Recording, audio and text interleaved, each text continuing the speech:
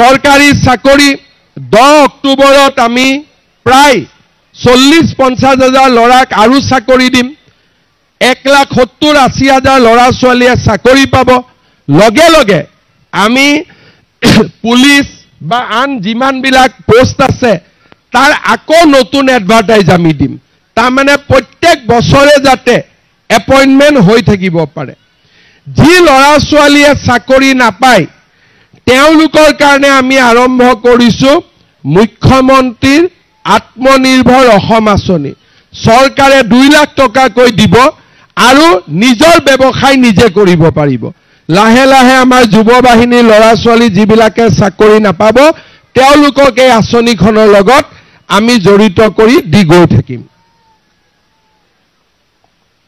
অৰ্থাৎ আজি আমাৰ চৰকাৰখনে যিমানবিলাক আঁচনি হাতত লৈছে কোনেও ল'ব পৰা নাছিল। 21 আগষ্টৰ পৰা নলবাৰীত আমি আৰম্ভ কৰিম আত্মসহায়ক গোটৰ বাইদেউসকলৰ লাখপতি বাইদেউ বনাবৰ কাৰণে 10,000কৈ দিয়াৰ যিটো আঁচনি সেইটো আমি 21 আগষ্টৰ পৰা আৰম্ভ কৰিম। আৰু কেইদিন আছে? 20 দিন আছে। প্ৰত্যেক মাহত 10টা 20টা সমষ্টিত আমি দি গৈ থাকিম।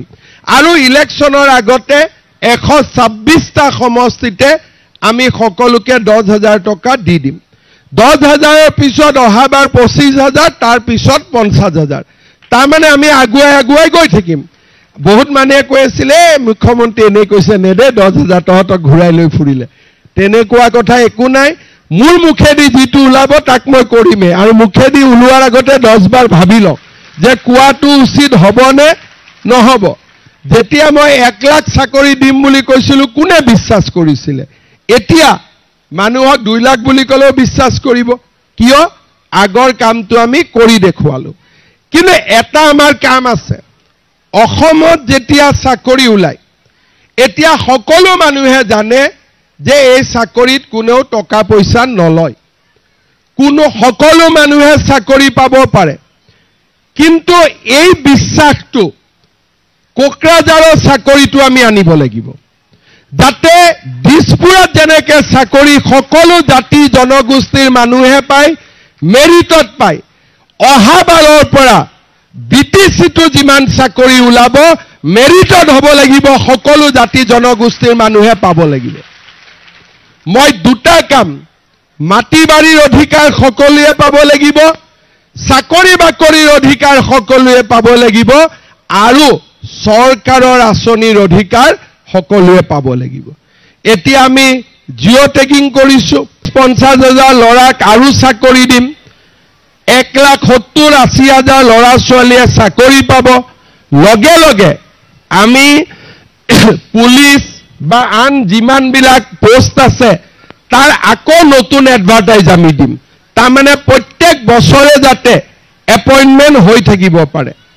যি ল'ৰা ছোৱালীয়ে চাকৰি নাপায় তেওঁলোকৰ কাৰণে আমি আৰম্ভ কৰিছোঁ মুখ্যমন্ত্ৰীৰ আত্মনিৰ্ভৰ অসম আঁচনি।